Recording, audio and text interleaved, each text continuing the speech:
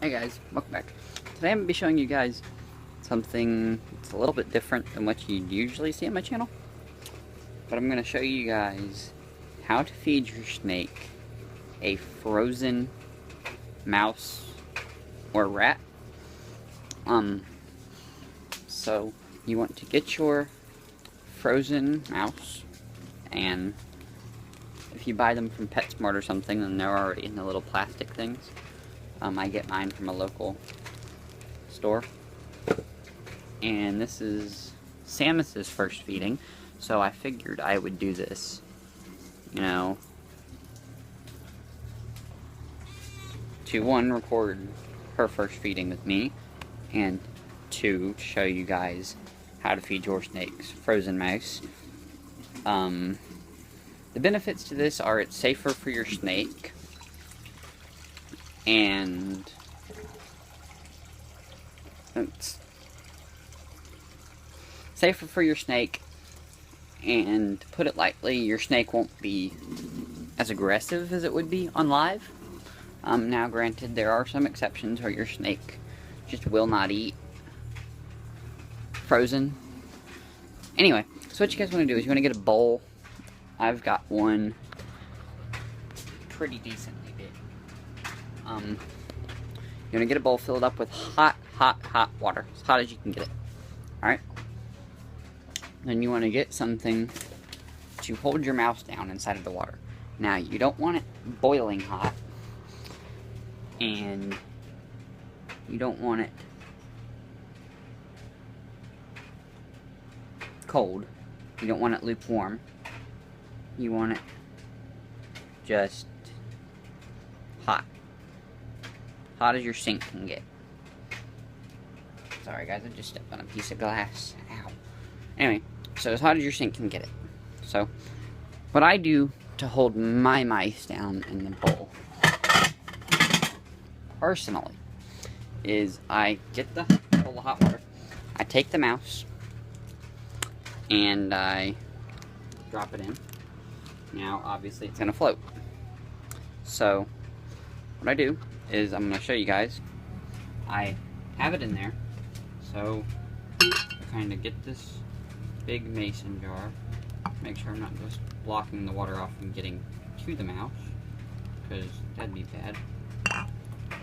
But make it to where it can kind of hold your mouse down in the water. Now if you're going to do this, just make sure the water's actually getting to the mouse. I do this, and then keep the plate from moving. It's kind of hard to do with one hand here.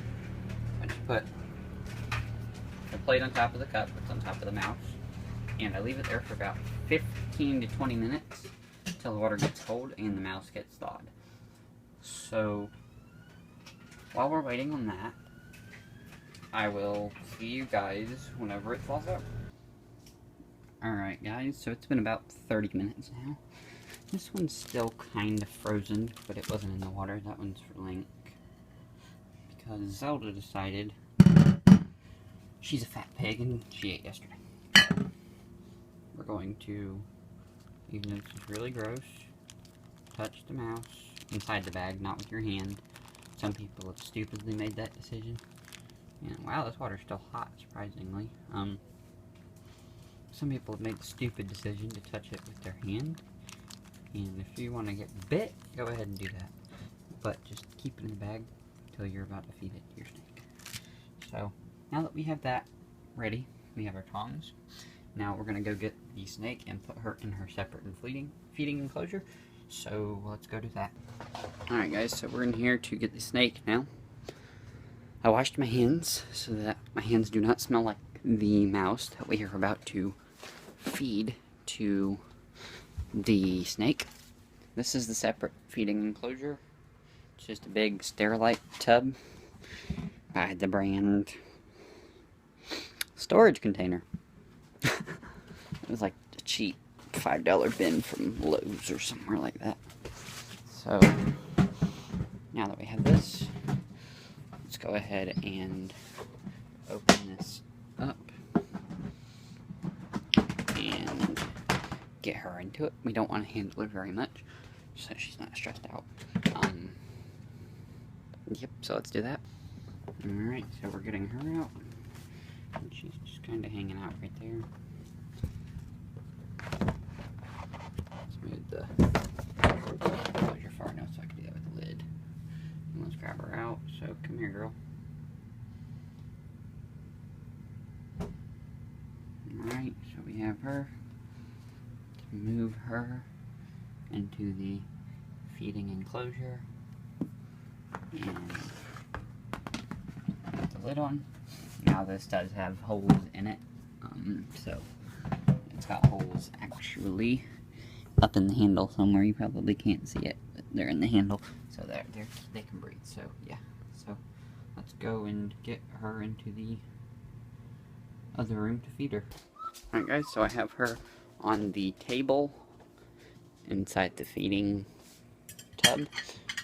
So we're going to get our mouse and our feeding tongs, because you do not want to do this with your hand.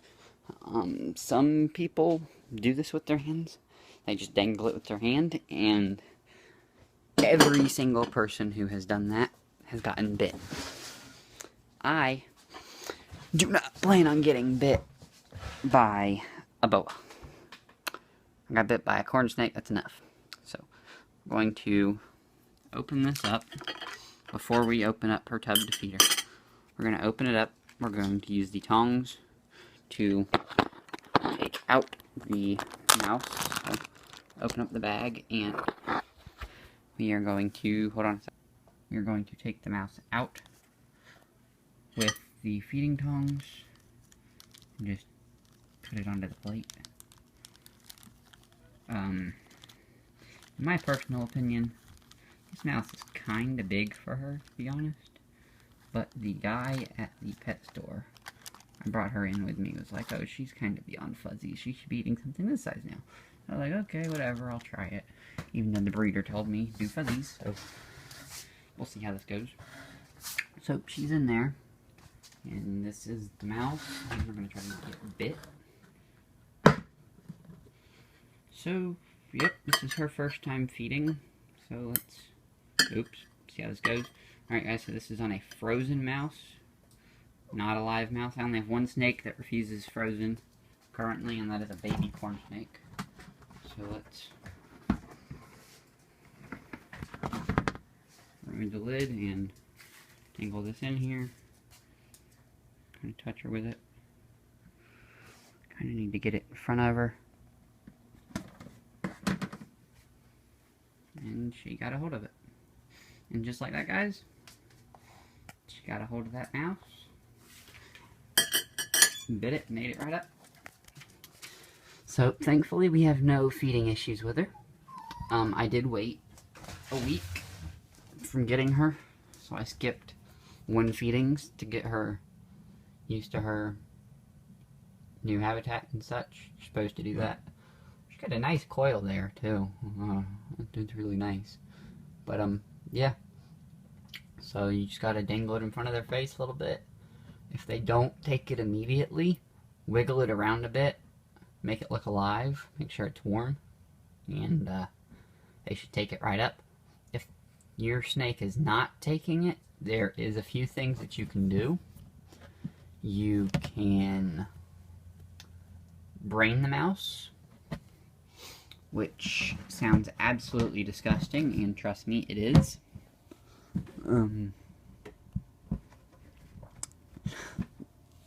Pretty much what you do with that is you take a knife, and as disgusting as that sounds, stab the mouse in the head, frozen mice, stab it in the head till a little bit of its brains come out. It's disgusting, I know, I've done it twice. It's disgusting, but yeah, that's one way to get it, because then it'll smell like mouse. Chipper, shut up. Shut up. So, that is one way to do it. Another way is to see if it'll take a live mouse and only do it once to get it to start eating, and then wean it to frozen. And other than that, guys, honestly, there's not much you can really do to force your snake to eat. It could have parasites or be sick, so you may have to take it to the vet if all else fails. But anyway, guys, that's how you feed your snake a frozen mouse. And if you guys want to see how to feed a live mouse, then I can attempt to show you guys that with my baby corn snake, Mo. But he still doesn't like to eat. I had to put the pinky in there with him for 3 days before he would actually eat it. So I don't know if he'll actually eat or not when we go to feed him later. I have to go get him a pinky. But, yep, that is Samus. She is kind of just working her way on it. I personally think that this rat is way too big. But I don't know, we'll see if she can get it down. Hopefully she can. But what I'm going to do now is I'm going to cover her up and leave her alone so she can eat.